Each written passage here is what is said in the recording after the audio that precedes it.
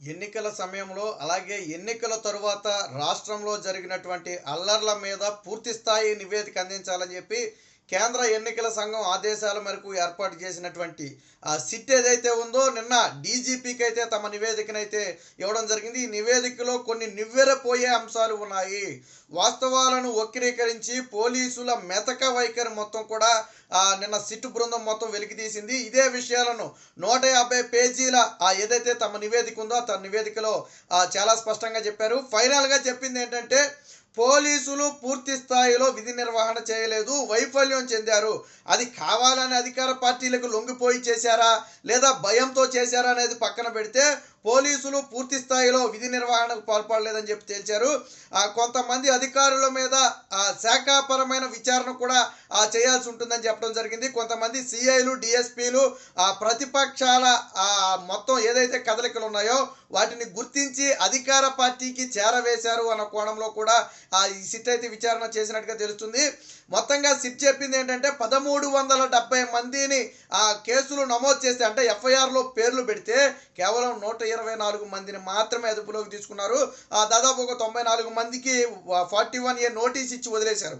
వాస్తవానికి ఎర్రలకు సంబంధించి నోటీసులు కాదు, ఇవన్నీ కూడా అదుపులోకి తీసుకోవాల్సినటువంటి కేసులు. అలాంటి వాటికి కూడా 41A నోటీసులు ఇచ్చి వదిలేయటం, దాదాపుగా 124 మందిని మాత్రమే అరెస్ట్ చేసి 1200 మందికి పైగా ఇంకా నిందితులను పట్టుకోకపోవటం, వారిని గుర్తించడానికి ప్రత్యేక బృందాలు కూడా ఏర్పాటు చేయకపోవటం, ఇవన్నీ కూడా సిట్ అయితే తన నివేదికలో పేర్కొంది. ఇంకా కొన్ని విషయాలు ఏంటంటే మారణ ఆయుధాలతో దాడి చేసినప్పటికీ కూడా కఠిన సెక్షన్లు ఎక్కడా కూడా ఎఫ్ఐఆర్లో పెట్టలేదు. అలాగే ఎస్సీ ఎస్టీల మీద ఉద్దేశపూర్వకంగా దాడి చేసినప్పటికీ కూడా అట్రాసిటీ చట్టాలు ఎక్కడా పెట్టలేదు. అలాగే కొంతమంది వైసీపీ నేతలు కార్యకర్తలు పోలింగ్ కేంద్రాల్లోకి వెళ్ళి ఈవీఎంలను ధ్వంసం చేశారు.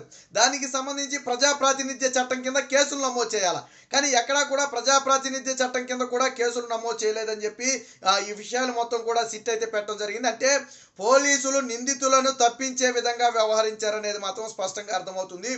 ఎప్పుడైతే సిట్ విచారణ చేపట్టిందో అధికారుల గుండెల్లో రైళ్లు పరిగెట్టడం మొదలుపెట్టాయి. కొంతమంది వైసీపీ నేతలు అజ్ఞాతంలోకి వెళ్ళిపోయారు. ఎవరైతే ఈ మారణ హోమాన్ని వెనుకుండి ప్రోత్సహించారో వారి భాగోతం బయటపడుతుంది, కూపీలాగితే తీగలాగితే డొంకంతా కదులుతున్న భయంతో కొంతమంది వైసీపీ కీలక నేతలు, జిల్లా స్థాయి నేతలు, రాష్ట్ర స్థాయి నేతలు కూడా అజ్ఞాతంలోకి వెళ్ళిపోయినట్టు, మరి కొంతమంది రాష్ట్రం వదిలి పారిపోయినట్టుగా తెలుస్తుంది. ఇప్పటికే పిన్నెల్లి సోదరులు ఎప్పుడైతే సిట్కి కేటాయించి సిట్కి విచారణ అప్పగించడం జరిగిందో వెంటనే పిన్నెల్లి సోదరులు హైదరాబాద్ పారిపోయారు. వారితో పాటు ఏదైతే అనంతపురం, పల్నాడుతో పాటు ఇతర ప్రాంతాల్లో ఎక్కడైతే హింస చెలరేగిందో ఆ ప్రాంతాల్లో హింసను ప్రోత్సహించిన నేతలందరూ కూడా అండర్ గ్రౌండ్లోకి అయితే వెళ్ళిపోయినట్టుగా తెలుస్తుంది. వాళ్ళంతా కూడా స్థానిక పోలీసులతో సత్సంబంధాలు కలిగి ఉండటం వల్ల పోలీసులు కూడా వారు ఉన్నప్పుడు అదుపులోకి తీసుకోకుండా వదిలేశారు. ఇక అదే అదునుగా ఎప్పుడైతే సిట్ రంగంలో దిగిందో వాళ్ళందరూ కూడా పారిపోయినట్టయితే తెలుస్తుంది. సో సిట్ ఏంటంటే కొద్దిగా కఠిన వ్యాఖ్యలే చేసింది. మాచర్ల నరసరావుపేట ఘటనలో ఒక్కరిని కూడా అరెస్ట్ చేయాల. వాస్తవానికి మారణ ఆయుధాలతో మాచర్ల నరసరావుపేటలో ఒక విధ్వంసమే సృష్టించారో మనందరికీ తెలుసు. మొత్తం 18 కేసుల్లో 474 మంది నిందితులుగా గుర్తించారు. ఆ రెండు ఏది మాచర్ల నరసరావుపేట నియోజకవర్గాల్లో 474 మంది నిందితులుగా గుర్తిస్తే ఈ రోజుకి ఒక్కరిని కూడా అరెస్ట్ చేయలేదంటే పోలీస్ శాఖ వైఫల్యం ఏ స్థాయిలో ఉందో అర్థం చేసుకోవచ్చు. ఇప్పటికీ వైసీపీ నేతల ప్రాబల్యం ఏ స్థాయిలో కొనసాగుతుందో అర్థం చేసుకోవచ్చు. చివరికి సిఈసి అంటే చీఫ్ ఎలక్షన్ కమిషనే ఇన్వాల్వ్ అయినప్పటికీ కూడా, ఎస్పీలను బదిలీ చేసి వేటు వేసినప్పటికీ కూడా, కొంతమందిని సస్పెండ్ చేసినప్పటికీ కూడా పోలీసు అధికారుల్లో చలనం రాలేదు. 474 మందిని గుర్తిస్తే కనీసం అందులో 10% 20% కూడా అరెస్టులు చూపరా. ఇంకా భయం ఎందుకు ఉంటుంది వాళ్ళకి? మిగతా వాళ్ళకి తర్వాత దాడులు చేయాలంటే ఎందుకు చేయరు? కేసులు నమోదు చేసి అరెస్ట్ చేయకపోతే దర్జాగా రోడ్ల మీద తిరుగుతుంటే వాళ్ళు దేనికైనా తెగబడతారు. సో ఈ విషయాన్ని సిట్ అయితే చాలా సీరియస్గా తీసుకుంది. అందులో 67 మందికి సిఆర్పిసి నోటీసులు ఇచ్చి వదిలేసింది. తీవ్రమైన మారణాయుధాలతో దాడికి తెగబడ్డారనే ఆధారాలు ఉన్నప్పటికీ కూడా 41A నోటీసులు ఇచ్చి వదిలేశారని చెప్పి అయితే చెప్పడం జరిగింది. అలాగే బాధితులు ఇచ్చిన ఫిర్యాదులను కూడా సిట్ అయితే స్పష్టంగా పరిశీలిస్తుంది. కొంతమంది మీద పోలీసులు కేసు పెట్టకుండా వదిలేశారని పలు అనుమానాలు అయితే కలుగుతున్నాయి. దీంతో తక్షణమే బాధితులు ఇచ్చిన ఫిర్యాదు మేరకు అదనపు కేసులు నమోదు చేసే అవకాశం ఉంటే తక్షణమే నమోదు చేయాలని చెప్పి కూడా సిట్ బృందం అయితే చెప్పడం జరిగింది. మొత్తంగా 33 కేసుల్లో 1370 మందిని నిందితులుగా గుర్తిస్తే కేవలం 124 మందిని మాత్రమే అరెస్టు చేయటం, అది కూడా తూతూ మంత్రం సెక్షన్లు పెట్టడం, అంటే నామమాత్రపు సెక్షన్లు, వెంటనే బెయిల్ వచ్చే సెక్షన్లు పెట్టడంతో సిట్ అయితే దీని మీద తీవ్ర ఆగ్రహం వ్యక్తం చేసింది. ఇక నిందితుల సంఖ్య పరంగా చూస్తే నరసరావుపేటలో 10 కేసుల్లో 178 మందిని నిందితులుగా గుర్తిస్తే ఇప్పటి వరకు ఒక్కరిని కూడా అరెస్ట్ చేయలేదు. మాచర్లలో 8 కేసుల్లో 296 మందిని నిందితులుగా గుర్తిస్తే ఒక్కరిని కూడా అరెస్ట్ చేయలేదు. గురజాలలో 4 కేసుల్లో 107 మందిని నిందితులుగా గుర్తిస్తే కేవలం 19 మందిని మాత్రమే అరెస్ట్ చేశారు. ఇక తిరుపతి జిల్లా చంద్రగిరిలో 2 కేసుల్లో 37 మందిని నిందితులుగా గుర్తిస్తే ఒక్కరిని మాత్రమే అరెస్ట్ చేశారు. అలాగే చంద్రగిరిలో 2 కేసుల్లో 37 మంది, చంద్రగిరిలో మొత్తంగా 24 మందిలో కేవలం 13 మందిని అరెస్ట్ చేసినట్టుగా తెలుస్తుంది. ఇక అనంతపురంలో తాడిపత్రిలో 7 కేసుల్లో అత్యధికంగా 728 మందిని నిందితులుగా గుర్తిస్తే కేవలం 91 మందిని అరెస్ట్ చేశారు. మొత్తంగా 124 మందిని మాత్రమే అరెస్ట్ చేశారు. ఇప్పుడు సిట్ నివేదిక తరువాత కొంతమంది వైసీపీ నేతలు అజ్ఞాతంలోకి వెళ్ళిపోవటం, అలాగే పలువురు అధికారుల మెడకు కూడా చుట్టుకుంటుందని చెప్పి భయపడుతున్నారు. ఎందుకంటే సిట్టు చాలా స్పష్టంగా చెప్పింది, పోలీసుల పాత్రపై కూడా శాఖాపరమైన దర్యాప్తు జరగాల్సిన అవసరం ఉంది. బాధితులతో మాట్లాడిన తర్వాత ఘటన పరిస్థితులను అర్థం చేసుకున్న తర్వాత పోలీసుల వైఫల్యం స్పష్టంగా కనపడింది.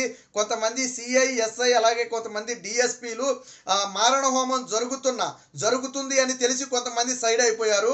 జరుగుతున్నప్పటికీ కూడా ఒక్కడే ఉండి కొంతమంది సోద్యం చూస్తున్నారు. మరి కొంతమంది ప్రతిపక్షాల కదలికలను ప్రతి అధికార పార్టీకి అందించింది వాళ్ళు, అంటే వాళ్ళ మీద దాడులు చేయడానికి వాళ్ళు ఎక్కడున్నారు, ఎంతమంది ఉన్నారు అనే సమాచారాన్ని పోలీసులే అందించారు అని కూడా సిట్ అయితే భావిస్తుంది. ఈ కోణంలో సంబంధించి కొంతమంది సిఐలు, ఎస్ఐలు, డిఎస్పీల మీద అయితే విచారణ చేపట్టాలి. వీళ్ళందరూ ఎవరెవరు ఇందులో ఉన్నారనే దాని మీద అయితే సిట్ అయితే విచారణ చేయాలని చెప్పడం జరిగింది.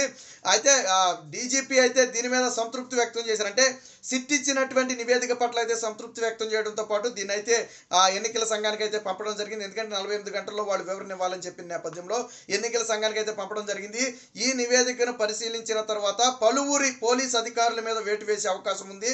అలాగే ఎవరైతే అజ్ఞాతంలోకి పారిపోయిన వైసీపీ నేతలు, తప్పించుకు పారిపోయిన నేతలు ఉన్నారో వారిని తక్షణమే గుర్తించి అరెస్టు చేయాలని చెప్పి కూడా ఆదేశాలు అయితే జారీ చేసే అవకాశం ఉంది. దీనికి సంబంధించి బ్రిడ్జ్లాల్, ఎవరైతే సిట్ అధిపతి బ్రిడ్జ్లాల్ ఉన్నారో, అలాగే ఎస్పీ రమాదేవి ఉన్నారో, వీరైతే నిన్న 150 పేజీల ఒక నివేదికనైతే సమర్పించడం జరిగింది. వాస్తవానికి ప్రత్యేక బృందాలను ఏర్పాటు చేసి ఈ 1370 మందిని కూడా గుర్తించి అరెస్టు చేయాల్సిన అవసరం ఉందని చెప్పి చెప్పడం జరిగింది. లేకపోతే పోలింగ్ అంటే కౌంటింగ్ రోజు కొంత ఇబ్బందికర వాతావరణం తలెత్తే అవకాశం ఉందని తెలుస్తుంది. ఇప్పటికే కేంద్ర పారామిలిటరీ బలగాలు చేరుకున్న నేపథ్యంలో ఏదైతే పల్నాడు లాంటి ప్రాంతాలు, అనంతపురం, గురజాల, మాచర్ల లాంటి ప్రాంతాలు ఉన్నాయో అలాంటి ప్రాంతాల్లో అయితే అదనపు బలగాలను ఎప్పుడే మోహరించారు. కొన్ని ప్రాంతాల్లో అవసరమైతే 144 సెక్షన్ కూడా కొనసాగించాలని తెలిచారు. ఏది ఏమైనా ఈ సిట్ నివేదికలో పోలీసుల వైఫల్యం బయటపడింది. ఇదే సమయంలో ఇందులో ఉన్నటువంటి వైసీపీ నేతలు కూడా రాష్ట్రం వదిలి పారిపోయినట్టుగా అయితే మనకి సిట్ నివేదికను బట్టి